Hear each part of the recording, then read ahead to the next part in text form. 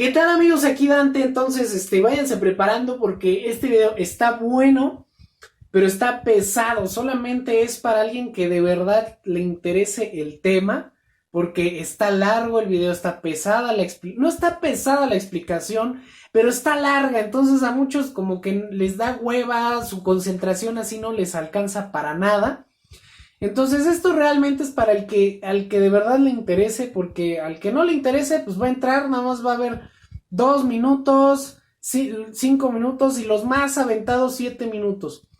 El video completo lo verá quien realmente le importe, quien realmente le interese. Entonces, bueno, pues ahora sí empezamos con este video. Ok, amigos, y como se los había comentado, les hice una bonita exposición para que ustedes puedan ver cómo medir la velocidad máxima de mi bicimoto, pero correctamente. Este es un tema muy serio, muy serio, porque a mí como me encabrona escuchar gente que dice: no, mi bicimoto stock va a 60, va a 80, todo ese tipo de estupideces porque no tiene otro nombre. Entonces el día de hoy les voy a hablar sobre cómo medir la velocidad máxima de mi bicimoto. Es una exposición casi, o sea, eché todos mis conocimientos, pero realmente si quieres aprender a medir la velocidad final de tu bicimoto, saber qué factores influyen, qué factores no, las cosas que pueden beneficiar, las cosas que pueden empeorar el resultado, o sea, todo esto es para sacar un resultado real y verdadero, no para sacar resultados imaginarios de que mi bicimoto stock alcanza los 60, los 70, de que no le echo nada y voy más rápido que cualquiera. O sea, esto es real, esto es real. Esta cosa es real, hijo. Entonces vamos a empezar. Factores que influyen en la toma de velocidad. Primero, ¿qué buscamos?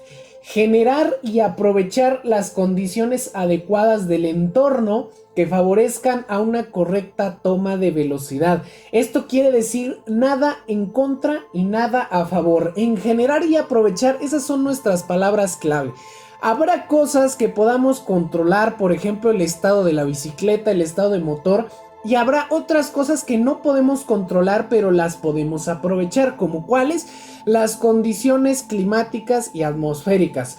Entonces vamos a pasar a lo siguiente, que es todo lo que vamos a revisar. Vamos a revisar 5 cosas en concreto muy importantes. Condiciones del motor. ¿Qué necesita el motor para una correcta medición de la velocidad? Condiciones de la bicicleta, condiciones atmosféricas, área o terreno de prueba y el sistema de medición, o sea, cómo vamos nosotros a estar midiendo nuestra velocidad final. Estas 5 cosas vamos a revisar el día de hoy en este video. Cosa número 1, condiciones del motor. Entonces, ¿qué buscamos y cómo lo vamos a obtener? Van a ser 2 preguntas que vamos a estar haciendo a lo largo de este video en todos los temas prácticamente. Entonces, acostúmbrense. Punto número 1, ¿qué buscamos? Se busca que el motor esté ajustado correctamente en todos sus aspectos para obtener un desempeño óptimo. Eso significa que esté bien carburada, que tenga la compresión adecuada, que no tenga fugas de gasolina, fugas de compresión, que el clutch tenga la tracción adecuada para que no se esté patinando el disco. O sea, para tú medirlo necesitas hacer todo eso. Entonces, ¿cómo lo vamos a obtener? Mediante una correcta instalación, un asentamiento adecuado del motor, ajuste correcto de sus componentes y proveyendo todo lo necesario para el buen funcionamiento. Entonces, vámonos parte por parte. Aquí vamos a poner lo más importante a tomar en cuenta en este punto.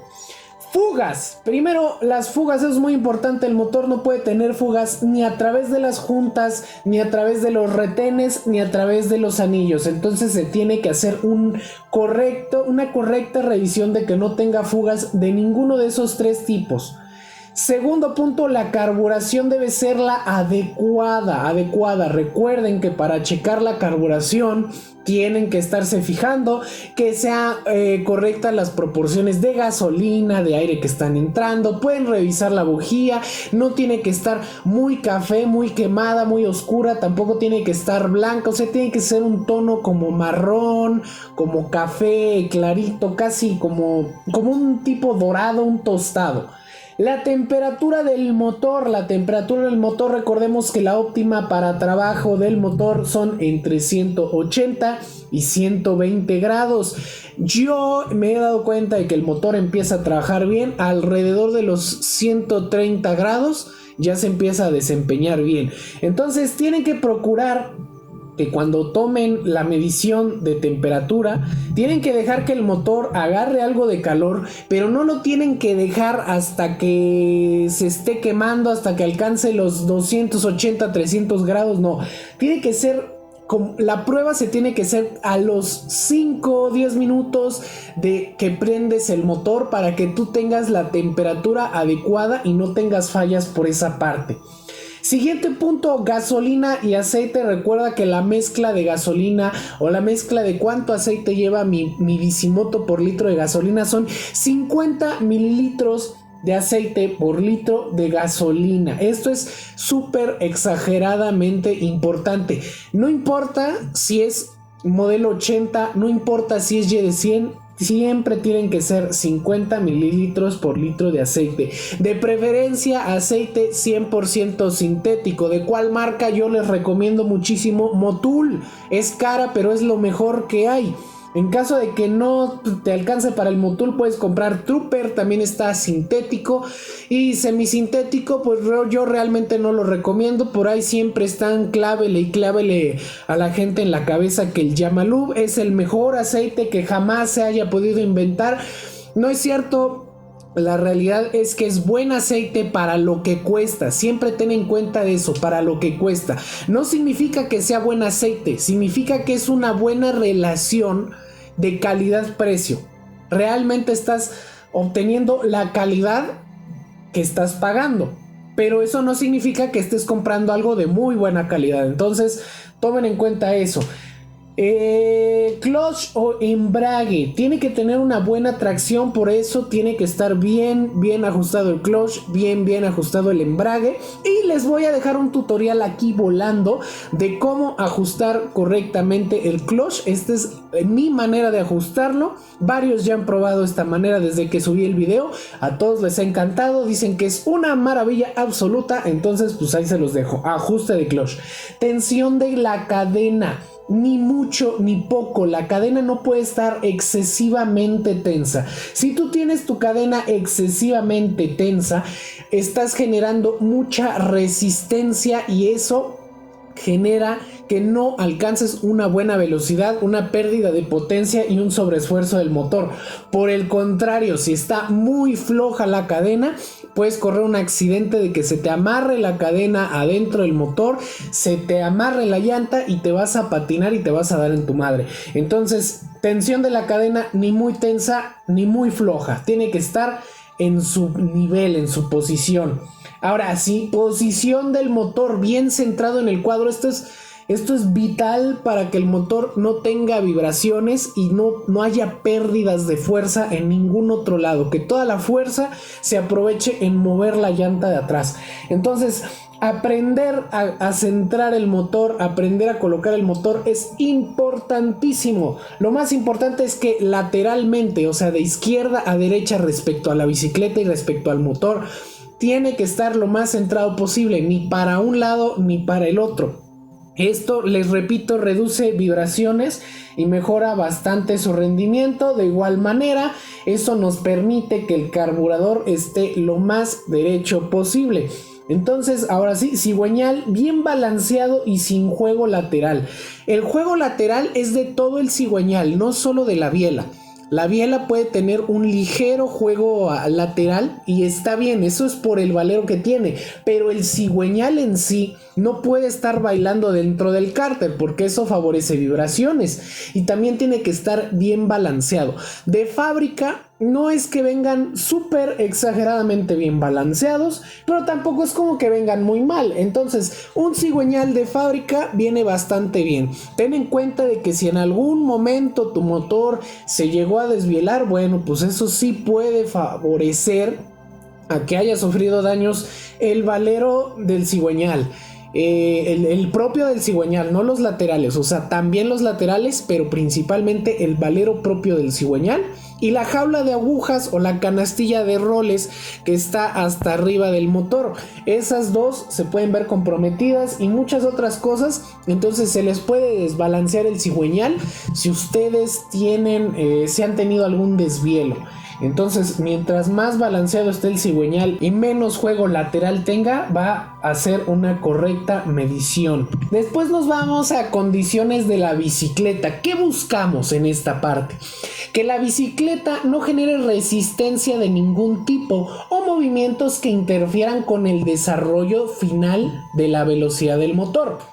¿Cómo lo vamos a obtener? Con un correcto ajuste de aquellas partes que más influyen con el desarrollo de la velocidad. O sea, de preferencia tienes que tener tu bicicleta lo mejor ajustada posible.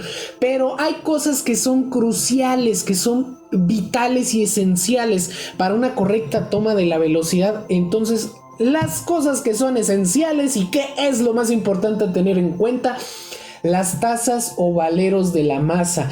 Estas tienen que tener un giro libre, tienen que girar libremente, sin exceso de presión, sin exceso de grasa. Tiene que ser la cantidad de grasa adecuada, ni mucha ni poca. Tiene que ser la cantidad de presión adecuada. Si tú aprietas de más las masas, ya sea que tengas valero sellado, ya sea que tengas masa de balines, que es la que yo siempre manejo porque me gusta más que el valero sellado, siempre tienen que estar apretadas en su punto. Si tú te excedes, vas a generar presión y eso genera fricción, desgaste prematuro y esfuerzo al movimiento. Entonces no queremos nada de eso. Tazas y valeros de la masa con un giro libre y sin exceso de presión, ni mucha grasa ni poca grasa. Presión de la llanta, otro punto importantísimo. Yo recomiendo entre 40 a 45 psi de presión para que tengas una bicimoto equilibrada. Tú puedes inflar más la llanta, eso también va a depender de la llanta. Recordemos que lateralmente las llantas siempre traen un grabado, tienes que fijarte en ese grabado.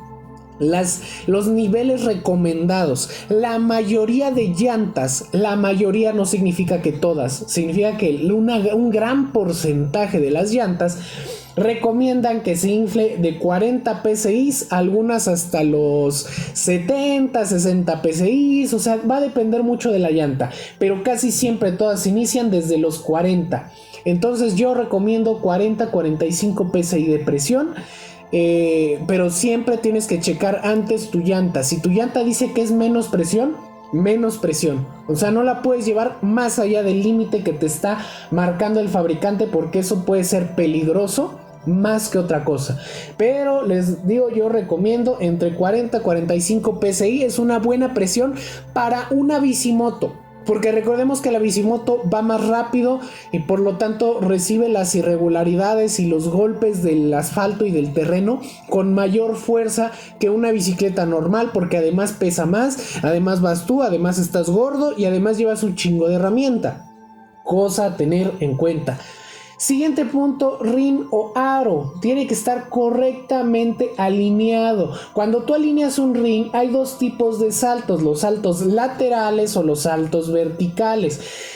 Estos saltos generan fricción, generan mal movimiento, generan pérdidas de energía y además es muy peligroso a la hora del frenado. No puedes ajustar bien los frenos. Entonces, rin o aro correctamente alineados. Si no lo sabes alinear tú y no tienes la herramienta para alinearlos, llévalos con alguien que sepa, porque es un trabajo que si se hace bien es tardado y requiere dos herramientas. Una es la llave y otro es el banco para alinear. Si se hace así a los ojos y al tanteo, va a quedar bastante bien. No va a quedar excelente y milimétrico, pero va a quedar bastante bien. Entonces el tiempo va a depender de quién lo haga, cómo lo haga y pues en general eso, ¿no? Entonces rin o aro correctamente alineado, ni saltos laterales ni saltos verticales. Vámonos con los frenos. Los frenos tienen que estar bien ajustados y sin que rocen la llanta o el rin. En este caso, los frenos los coloqué no tanto por la seguridad, es importante, pero yo no vengo a hablar de seguridad al momento de tomar la velocidad final. Yo vengo a hablar de cómo desarrollar correctamente tu velocidad final. Entonces tenemos que los frenos tienen que estar bien ajustados para que no rocen la llanta o el rin.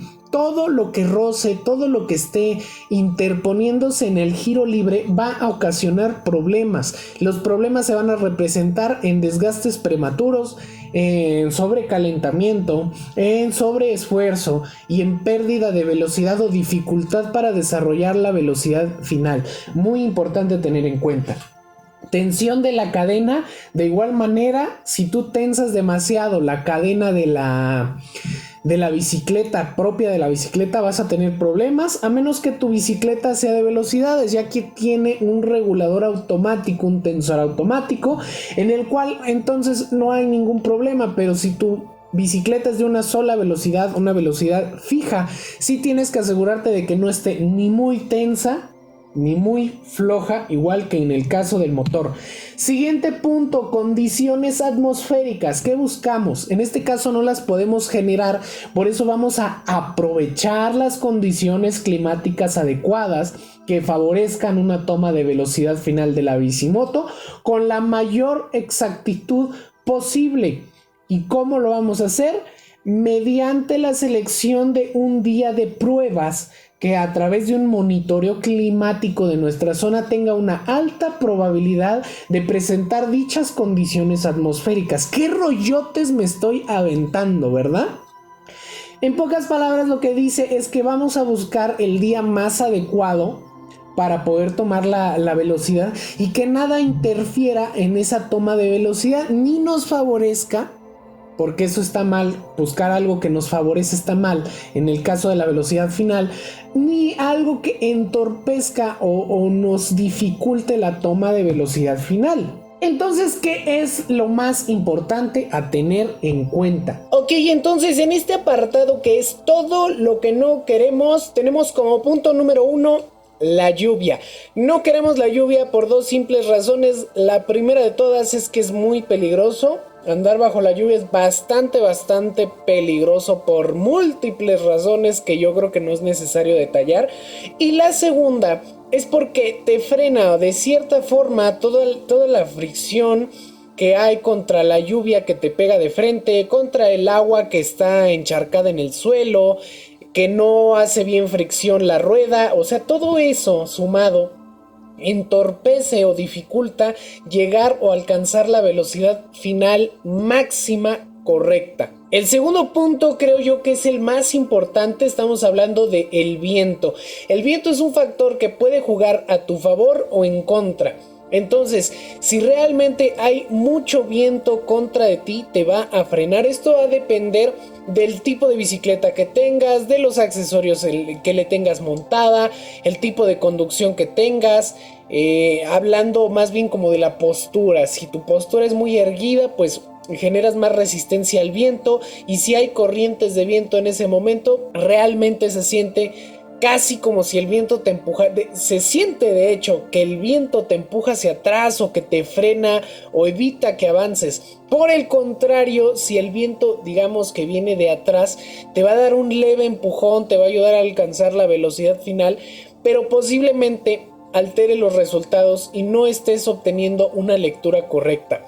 Eso va a depender también de qué tan intensa sea la corriente de aire. Entonces, no queremos ni viento a favor ni viento en contra. La menor fuerza y cantidad de corrientes de aire que haya, de lado a lado, de enfrente hacia atrás o de atrás hacia adelante, no importa, no queremos aire. El tercero sería calor, salvo que tengas un sistema de enfriamiento. En este caso yo, por ejemplo, cuento con el poderosísimo y recontrapitudo V5 que pueden comprar con nosotros, o pues hacerte uno, o simplemente puedes hacer lo que yo hacía antes, que era mojar un trapo, empaparlo y amarrarlo al motor, a la parte de arriba, para que el agua empezara a absorber el calor. O sea, hay varias formas de refrigerar el motor, pero bueno, pues ya saben que la que yo prefiero es el sistema de enfriamiento V5.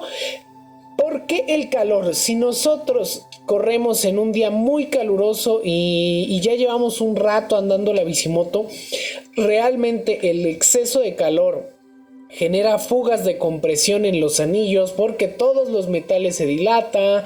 Entonces empieza a haber fallas internas en el motor, por lo cual un día caluroso va a favorecer a que el motor, si no tiene sistema de refrigeración, se alcance unas temperaturas bastante altas en poco tiempo, por lo cual si no tienes el suficiente cuidado vas a llegar a ese límite de temperatura muy rápido, y eso significa que vas a estar tomando mal la velocidad, vas a tener lecturas falsas, y de hecho no van a ser lecturas a favor, sino van a ser lecturas en contra. Se va a empezar a patinar el embrague, repito, fugas de compresión dentro de la cámara de combustión, muchas cosas. Entonces, recuerden que exceso de calor no es bueno para el motor y para tomar la temperatura correcta. Frío extremo. ¿Por qué el frío extremo? Más que nada por la formación de nieve, hielo o similares. Aparte de que tarda mucho en agarrar calor el motor, pues eso no hay mayor problema. Simplemente enciendes tu motor, lo dejas ahí prendido un rato y empieza a agarrar calor. Y una vez que el motor agarra calor es muy difícil que lo pierda hasta que apagues el motor. Entonces, realmente el frío extremo es para lugares donde realmente nieva, hay hielo, se forma hielo en el suelo. Entonces, aquí en México no aplicaría tanto, es muy difícil encontrar un lugar donde realmente se hagan esas formaciones de hielo que impiden tomar bien la velocidad final. Pero realmente los tres anteriores sí aplican para lo que sería todo México. Entonces aquí podemos ver una tabla, o más bien, ¿cómo pueden ustedes buscar o encontrar el día adecuado? Simplemente se van a Google y googlean clima. Así de fácil es. Cuando ustedes googlean clima, les va a decir el día. Por ejemplo, hoy es jueves, está parcialmente nublado, tenemos 22 grados centígrados de temperatura, hay unas probabilidades de precipitaciones o de lluvia del 10%, humedad al 42% y viento a 19 kilómetros por hora más o menos. Entonces, ustedes al googlear clima ya se pueden dar cuenta de más o menos cómo va a estar el clima, porque también esto es una aproximación. ¿Cómo va a estar el clima X día? Realmente lo mejor es que tomes las mediciones por día. O sea, si este día dices, hoy quiero checar la velocidad final de mi bicimoto, pues hoy mismo voy a la computadora, googleo clima y me fijo si el clima, si todo la atmósfera de donde yo vivo me va a permitir hacer una toma real. Por ejemplo, en este ejemplo tenemos que las mediciones están bien, digamos, la temperatura no es muy alta, las probabilidades de lluvia son muy bajas, la humedad pues no importa tanto. El viento es el único factor que sí nos estaría jugando mal, que son 19 kilómetros por hora, pues es bastantito viento. Entonces tendríamos que esperarnos a encontrar un día en el que haya por lo menos unos 5 o 10 vientos, o sea, vientos de 5 o 10 kilómetros por hora aproximadamente. Eso sería lo ideal. De hecho, lo ideal sería que no hubiera viento, pero pues eso es imposible. Entonces, mientras menos rápido vaya el viento, mejor nos va a ir. Siguiente punto, área o terreno de prueba. ¿Qué buscamos? Que el entorno de prueba cumpla con las condiciones adecuadas que permitan realizar una toma de velocidad final lo más exacta posible. ¿Cómo lo vamos a obtener? Seleccionando el espacio de prueba adecuado de acuerdo a las recomendaciones localizadas en el apartado siguiente. Entonces vámonos al siguiente apartado. ¿Qué es lo más importante a tomar en cuenta? Pues la selección del terreno. ¿Y bajo qué criterios vamos a seleccionar el terreno? Esto es lo más, este punto número 1 por algo está subrayado porque es el más turbo, exagerada y bestialmente importante. El tramo de prueba debe estar nivelado, o sea, inclinación 0 grados. No tiene que ser un lugar de bajada y no tiene que ser un lugar de subida.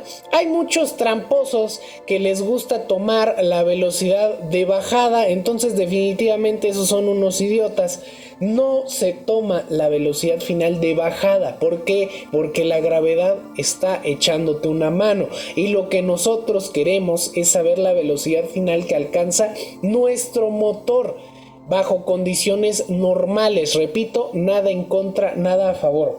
Si tú la inclinación la tienes de bajada, tienes todo a favor para alcanzar más velocidad, y en cambio si la tienes de subida, tienes todo en contra para que tu motor desarrolle correctamente su velocidad final. Siguiente punto, calle asfaltada o pavimentada. Mientras mejor sea el terreno por el que te vas a dirigir, mientras más plano sea, mejor esté hecho. En primera es menos peligroso y en segunda, y lo más importante, las llantas van a tener un mejor agarre. Y eso, junto con qué tan inflada esté la llanta y otros factores, va a ser muy importante. Entonces les repito, calle asfaltada o pavimentada de preferencia. Si lo van a hacer en terracería, aparte de que es peligroso, que van a levantar mucho polvo, que a lo mejor les entra polvo en el filtro o en el carburador, no hace fricción correctamente, bastante energía de la llanta pues se va a ir en el polvo que está levantando, en el terreno que se está moviendo. Entonces lo mejor es que sea terreno totalmente plano y totalmente asfaltado. Tercer punto, el tramo o recorrido debe ser de preferencia recto o con pocas curvas. En un terreno recto, lo que vas a conocer es la máquina. En un terreno curveado, con curvas pronunciadas, cerradas y demás, lo que conoces es al motociclista, o sea, qué tan bueno eres tú manejando. Pero eso no nos importa, lo que nos importa en este video es conocer la máquina, qué tan rápida es, qué tan fuerte es, qué tan potente es. Entonces para eso necesitamos un recorrido lo más recto posible y con la menor cantidad de curvas, porque en las curvas, si son muy pronunciadas, sí es necesario bajar la velocidad, o esto va a depender mucho como de qué tan habilidoso seas tú para manejar. Entonces, de preferencia, el tramo o recorrido debe ser recto. Sin semáforos es el siguiente punto, porque si hay semáforos a cada pinche rato y a cada ratito, no vas a poder tomar bien la velocidad, porque obviamente no puedes frenar de golpe, vas a tener que dejar de acelerar en algún punto. Entonces lo mejor para tomar la velocidad final es traerla acelerando lo máximo que se pueda, unos 20-30 segundos, para que se haga la medición correctamente. O sea, tú tienes que ir a todo lo que permita tu bicimoto, no durante unos 2 segundos, tienes que hacerlo por lo menos unos 20-30 segundos, para que las aplicaciones o cualquier método que estés utilizando tome correctamente la medición. Y el último punto es poco tránsito. Esto va como relacionado con la hora. Dependiendo la hora, dependiendo el lugar, hay más o menos tránsito. Entonces tú tienes que escoger muy bien la calle, estudiarla y decir, bueno, a esta hora, digamos las 2 de la tarde, en la calle fulanito, no hay nada de gente, no hay nada de tráfico, no hay semáforos, es un tramo completamente recto, la calle está asfaltada, no tiene baches, no tiene coladeras destapadas y no hay nada de inclinación, no está inclinado, no me va a costar trabajo ni me va a ayudar la inclinación del suelo. Entonces ese terreno sería perfecto. Entonces recuerden, poco tránsito también ayuda bastante, porque lo hace menos peligroso y te permite tomar las lecturas como sin presión. De eso a tener un carro atrás que te esté molestando, que te esté presionando, que se te esté casi aventando, pues es muy molesto. Entonces esos son los puntos en cuanto a la selección del terreno. Vámonos con el siguiente y dice sistema de medición. Este también es bastante importante. ¿Qué buscamos? Conocer y seleccionar el método de medición más adecuado que permita una correcta medición de la velocidad. ¿Cómo lo vamos a obtener? Analizando los métodos de medición más comunes, así como sus ventajas y sus desventajas, y al final seleccionando el que más nos conviene. Ok, en este caso tenemos tipos de medición más comunes. Comparar con un auto. Yo no lo recomiendo para nada. Más adelante los iremos analizando uno por uno, como con sus ventajas y desventajas.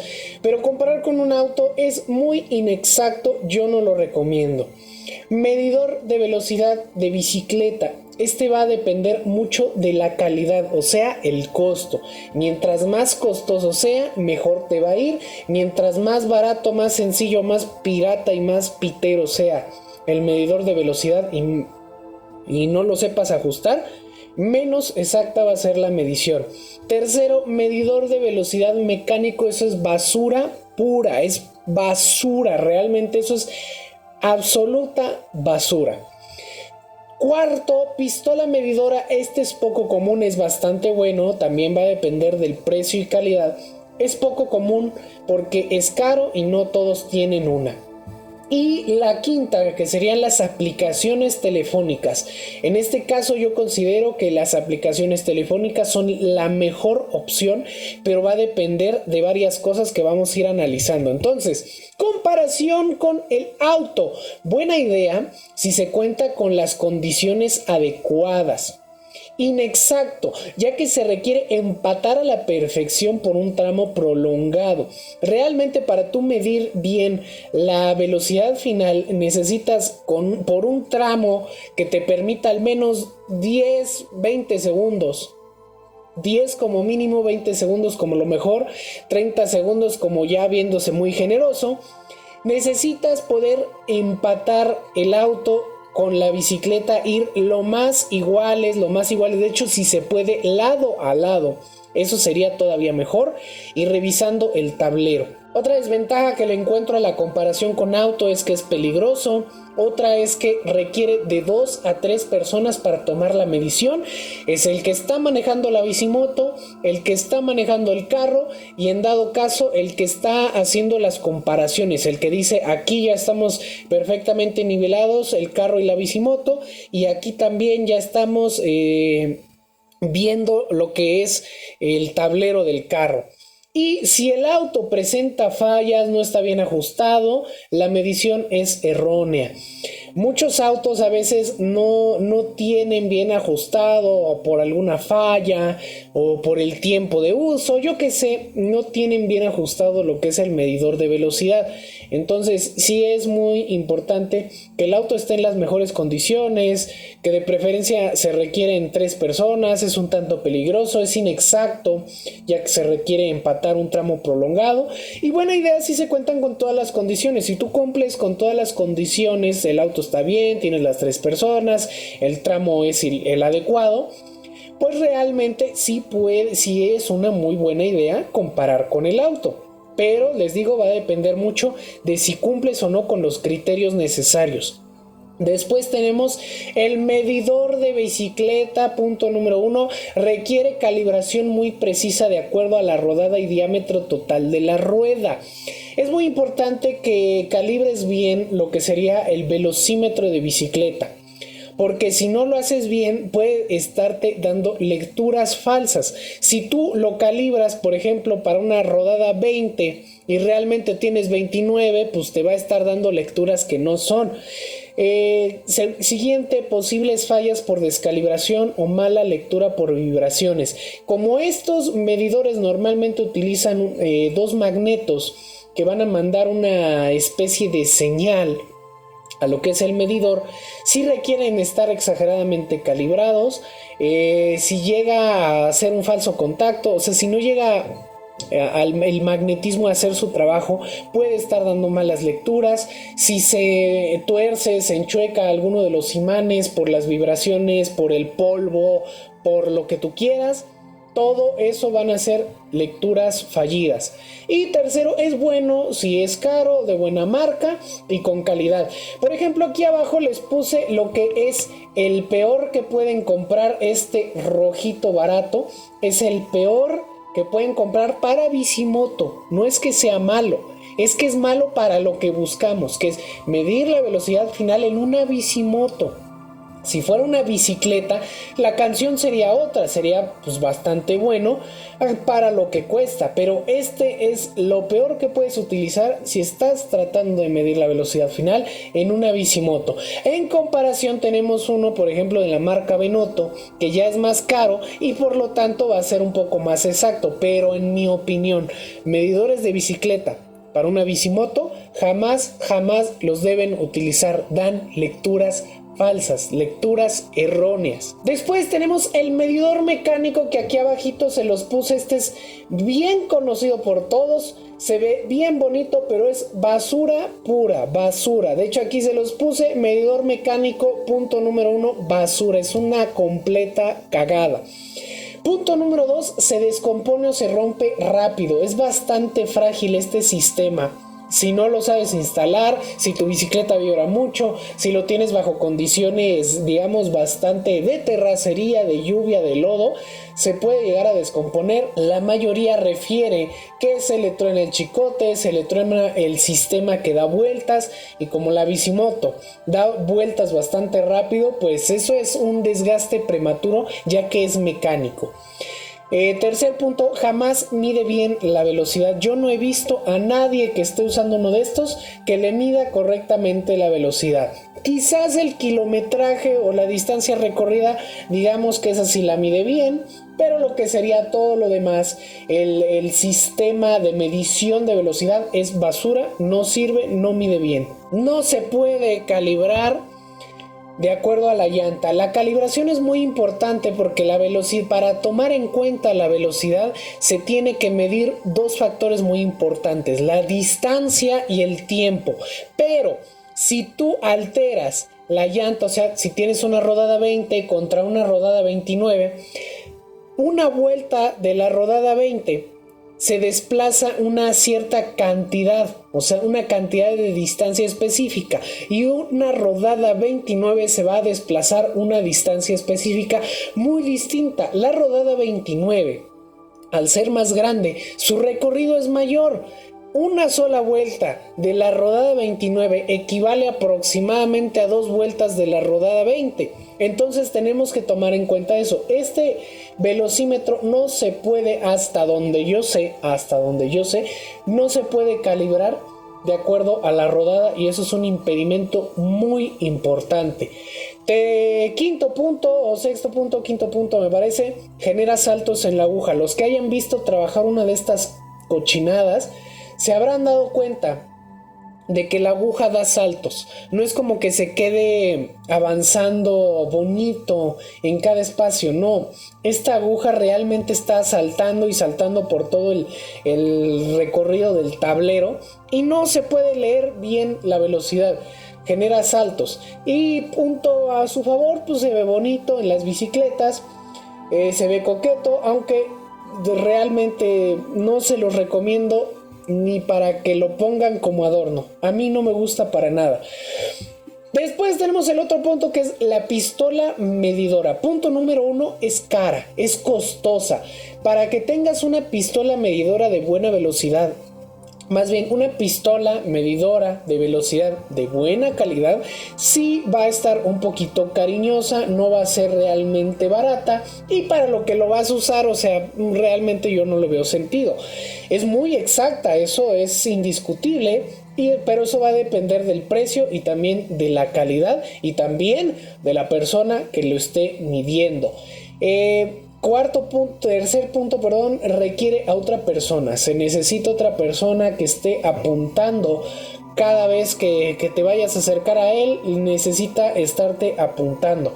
Y la cuarta, difícil de medir de acuerdo al terreno. Este punto es, por ejemplo, si tú quieres medir la única vía rápida que tienes, o la única vía que cuenta con todas las condiciones de terreno y atmosféricas en ese momento para hacer tu medición de velocidad, es la carretera, o es una vía principal, como lo podría ser aquí en la Ciudad de México, el periférico, viaducto, Tlalpan.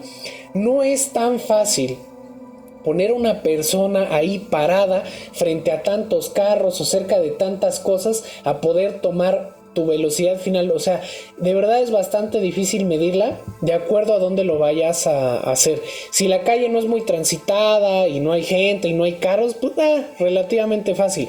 Pero por ejemplo, si fuera carretera, a pesar de que está despejado, que no hay mucha gente y que etcétera, no vas a bajar a la persona ahí a media carretera para que esté tomando tu velocidad final. O sea, pues eso no estaría tan chido. Siguiente y último punto, las aplicaciones telefónicas. Este es mi favorito, pero cuenta con varias desventajas. No es, o sea, a pesar de que para mí es el mejor, más exacto y más lo que tú quieras, sí cuenta con algunas desventajas. Aquí abajo les puse las 2 aplicaciones que yo considero las mejores para la medición de velocidad. Tenemos DigiHood Speedometer y tenemos velocímetro GPS medidor de distancia. Ambos los puedes encontrar en la Play Store. Vámonos por los puntos. Primer punto, exactitud relativa, o muy buena o muy mala o regular. Esto va a depender del celular. Requiere datos telefónicos. No puedes tener Wi-Fi. El Wi-Fi no te sirve. Requieres un plan de datos o por lo menos unos 50 pesos de crédito para salir a darte la vuelta. Va a depender mucho de la señal, de la compañía, de la cobertura en la zona y ventaja, puedes guardar los registros. Entonces, exactitud relativa va a depender del celular. Si el celular, mientras más bueno sea el celular, mientras más caro sea el celular, bueno, no caro, sino caro en el sentido de que normalmente cuando algo es caro te están entregando calidad, pero no necesariamente. Mientras, dejémoslo no caro, sino mientras de mejor calidad sea el celular, mejores componentes va a tener, y estos componentes arrojan lecturas más exactas, tienen mejor señal, tienen mejor sistema de localización, GPS, muchas ventajas. Entonces va a depender del celular. Si tú eres una persona de escasos recursos que tiene un celular bien pitero, que lo compró robado de hace 20 generaciones, que ya ni siquiera se venden sus repuestos, o sea, neta, es un mal celular y te va a arrojar lecturas inexactas, porque hay puntos donde pierde la señal el GPS, la vuelve a agarrar después de un ratito y en ese momento ¡pum!, te lanza un salto brusco de temperatura, de velocidad. Y entonces tú te lo marca en el registro y dices, sí, mi bicimoto llega a 60. Y no es cierto, realmente nada más es que se produjo ese salto de corte de señal. De repente perdió la señal, volvió a agarrar la señal más adelante y lo registró como un avance brusco de velocidad y dijo, pues este cabrón va muy rápido. Entonces va a depender mucho del celular. Requiere datos telefónicos, esto es importantísimo. El Wi-Fi no sirve porque el Wi-Fi en algún momento se te va a ir cuando te alejas. Forzosamente datos telefónicos que puedes obtener a través de un plan, que es la mejor opción, o que los puedes obtener a través de recargas de crédito. Va a depender de la señal, compañía y cobertura de la zona. Si tú estás tomando tu medición de velocidad en la autopista del quinto infierno, donde no hay ni un puto satélite en el suelo y ni siquiera llega la señal de radio, pues déjame decirte que tampoco va a llegar bien la señal del teléfono. Y esto va a producir nuevamente cortes y saltos donde no te va a estar tomando bien la velocidad final. Recomendación: tómala en la ciudad, en un lugar donde sabes que hay señal. Entonces, les digo, va a depender de la señal, porque también si tú te metes a un túnel, como este es un medidor GPS que utiliza sistema satelital, que utiliza datos, o sea, todo eso requiere de la señal. Tú te metes un túnel, pues no va a estarte midiendo bien la velocidad, porque ahí se va a producir otro corte por la baja señal o la mala señal que se produce al meterte a un túnel o a lugares muy alejados, zonas muy distantes de las ciudades, etcétera. Puedes guardar los registros, eso es fabuloso. Vámonos con el casi punto final. ¿Qué es velocidad máxima registrada contra velocidad máxima sostenida? ¿Qué son? ¿Para qué sirven? ¿Con qué se comen? ¿Y dónde las llevo a bautizar?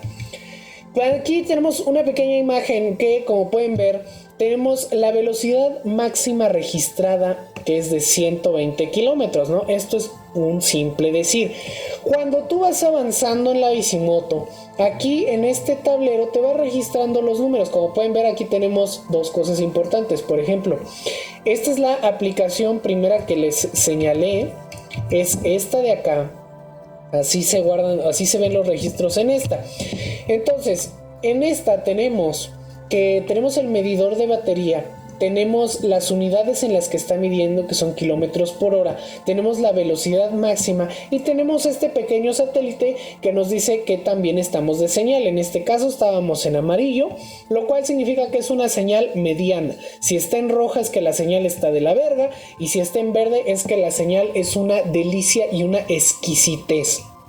Entonces, ¿qué es la velocidad máxima registrada? Es la velocidad que te marca la aplicación, pero no necesariamente es tu velocidad final.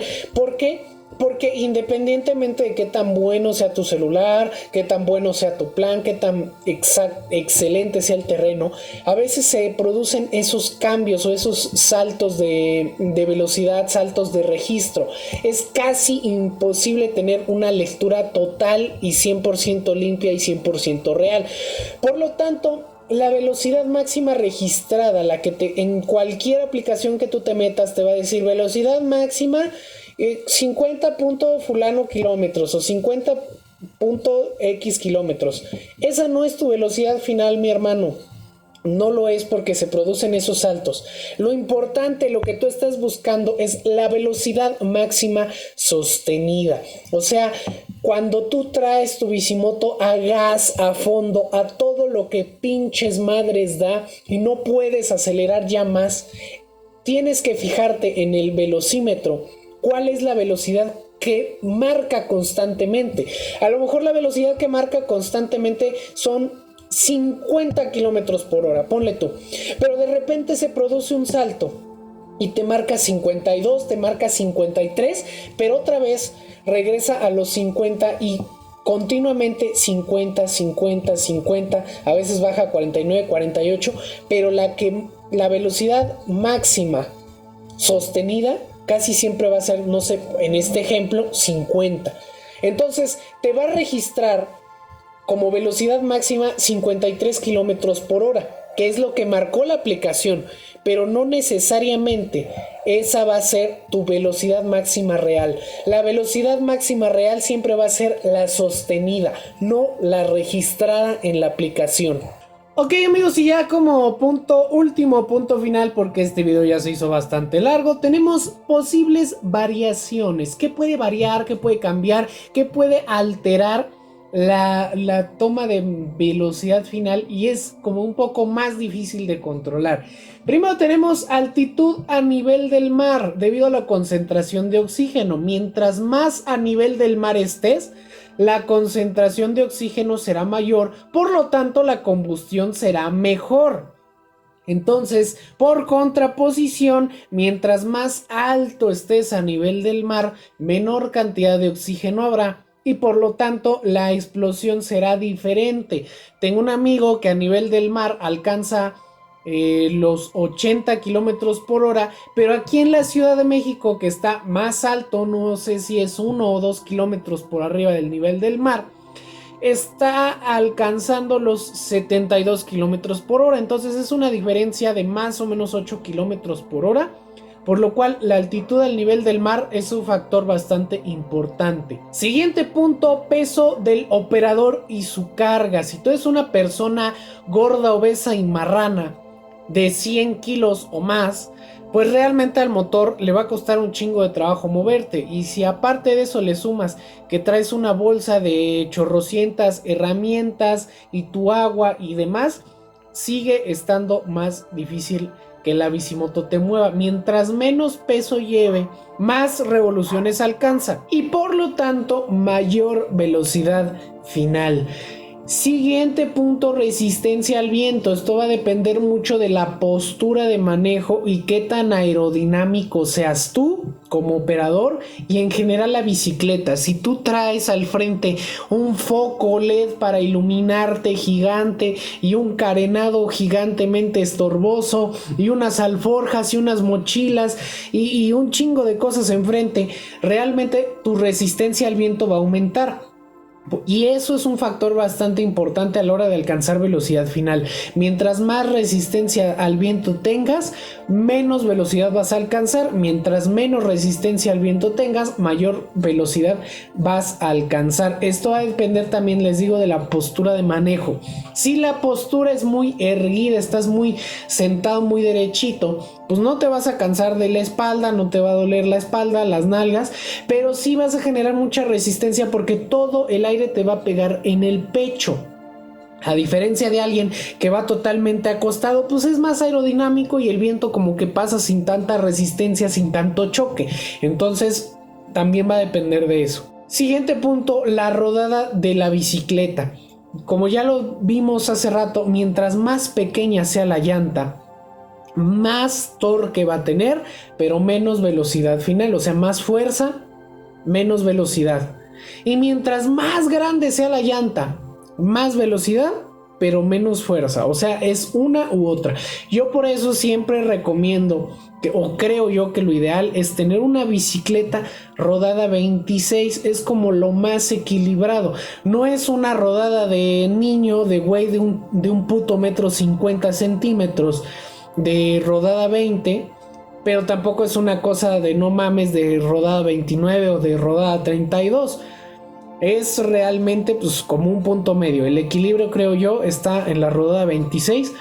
Conservas una buena fuerza y tienes bastante velocidad final. Y por último tenemos el Sprock. Mientras más grande sea el Sprock, más fuerza vas a tener y menos velocidad. Y mientras más chiquito, más velocidad pero menos fuerza. Aquí es al revés que con la llanta. En la llanta, mientras más grande, más rápido. Y en el Sprock, mientras más pequeño, más rápido. Pero se convierte en lo mismo. Entonces, bueno, pues ese sería el final de esta presentación. Si llegaste hasta aquí, vas a poner abajo la palabra clave: me gusta comer lagartos. Me gusta comer lagartos. Solo así voy a saber que tú eres de las personas que estuvo aquí escuchando todo lo que yo tenía que decir. Entonces te agradezco enormemente. Te voy a poner ahí unos corazones enormes a los que pongan allá abajo: me gusta comer lagartos. Eso es lo que van a tener que poner. Va a ser la contraseña para yo saber que estuviste viendo el video hasta el final. Entonces espero que el video les haya gustado. Sé que está larguísimo. Sé que a lo mejor muchos no alcanzaron ni los 5 o 7 minutos, porque sí, de verdad está pesado. Pero son prácticamente pues todos mis conocimientos aquí expuestos en unas diapositivas de qué influye, qué no influye y cómo es para obtener la mejor lectura de velocidad final. Como pueden ver, no es fácil, no es algo así muy papas, muy sencillo. Mi Bicimoto Stock alcanza los 60 kilómetros por hora, no le echo nada, yo les gano a todos.